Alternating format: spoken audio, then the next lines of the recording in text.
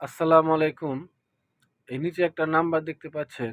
আমি জানি না এই নাম্বারটি কার। তবে কেউ একজন আমার হোয়াটসঅ্যাপকে হ্যাক করে আমি যার সাথে বিকাশের ব্যবসা করতাম, হ্যাক করে আমার বিকাশটা তাকে আমার সেজে, আমার ভয়েসের কণ্ঠে আমার ৩০,০০০ টাকা নিয়ে এই নাম্বারে দিয়ে রাখছে, বুঝছেন? এক কথায় আমার টাকাটা চুরি হয়ে গেছে।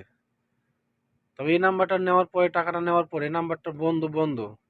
কিছুদিন পরে সে টাকাটা তুলেও নিয়েছে। আমি খবর পাই বাংলাদেশে ফোন করে। টাকাটা তুলে নিয়েছে।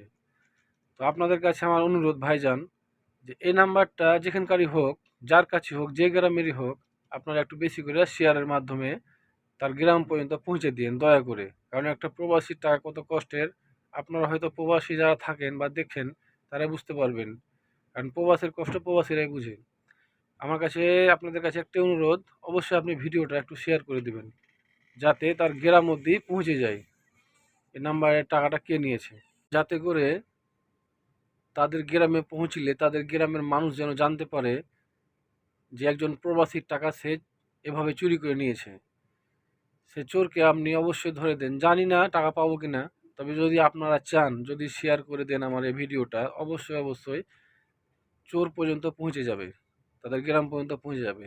আপনাদের কাছে একটা অনুরোধ, এই ভিডিওটা আপনারা একটু বেশি করে শেয়ার করিয়েন।